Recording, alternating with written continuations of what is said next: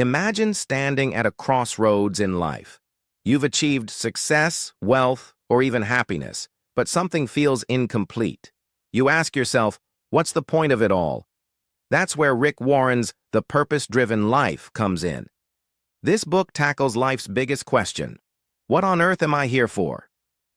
In this episode, we're breaking down the 5 key purposes of life outlined in this bestseller. Stick around until the end for a practical challenge to kickstart your journey toward living with purpose. Before we dive in, let's talk about Rick Warren, the author of this life-changing book. Rick is a pastor, teacher, and founder of Saddleback Church in California. Over 4 decades of ministry, he's helped millions of people find clarity and meaning in their lives. Published in 2002, The Purpose-Driven Life became a global phenomenon, selling over 50 million copies in 85 languages. It's not just a book, it's a guide to answering life's most profound questions. The book opens with this idea: life isn't about you. Surprising, right? Warren explains that our purpose doesn't come from personal goals, careers, or possessions. It starts with God. Imagine picking up a gadget you've never seen before. How would you figure out what it's for? You'd ask the inventor. In the same way, our lives make the most sense when we turn to our Creator for answers. Analogy. Think of life as a novel. God is the author, and you're a character in His story. To understand your role, you need to see the bigger picture. Your first purpose is worship. But worship isn't just about singing songs in church. It's about bringing pleasure to God through how you live. Imagine a parent watching their child draw a picture. The drawing doesn't need to be perfect. What matters is the child's effort and love. That's how God feels about us when we live with gratitude, integrity, and kindness. Think of a sunflower turning toward the sun. Worship is our way of turning toward God and reflecting His light back into the world. Start small. Write down 3 things you're grateful for today. Gratitude is a form of worship. The second purpose is fellowship. We were never meant to do life alone. Warren reminds us that relationships are the heart of life. Think of a campfire. Each log burns brighter when it's close to others. That's what fellowship does for our souls. By connecting with others, we grow stronger. Imagine a puzzle. Each piece is unique, but together they create a complete picture. That's God's family. We're all pieces of the same puzzle. This week, reach out to someone you've lost touch with. Rebuilding relationships is part of living your purpose. Purpose 3. You were created to become like Christ. Your third purpose is discipleship, growing to become more like Jesus. This doesn't mean losing your individuality. Instead, it's about becoming the best version of yourself.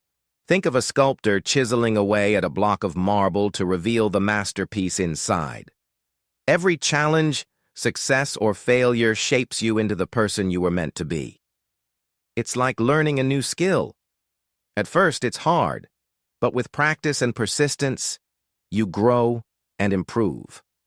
Reflect on one area of your life where you can grow, whether it's patience, kindness, or forgiveness, and take one small step this week. The fourth purpose is ministry, using your unique talents and abilities to serve others. Warren explains that your gifts are like tools in a toolbox designed for a specific purpose. Whether it's teaching, cooking, or simply being a good listener, your skills can make a difference. Imagine you're part of an orchestra. Each instrument has a role to play, and together they create a beautiful symphony. Your life is part of God's symphony. Identify one talent or skill you have and think about how you can use it to help someone else this week. Your fifth purpose is your mission. Warren explains that God has a unique plan for each of us to share His love with others. Think of it as being a lighthouse, guiding ships safely to shore. Your story, your struggles, victories, and experiences can inspire others to find their purpose too. It's like planting seeds.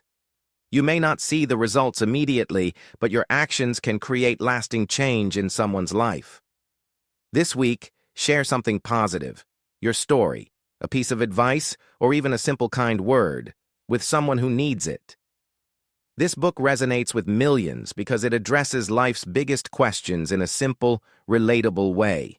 It's not about religion, it's about discovering meaning, making a difference, and finding joy in the process. So, how do you live with purpose every day? Warren suggests starting small. Take one step each day to align your actions with God's plan.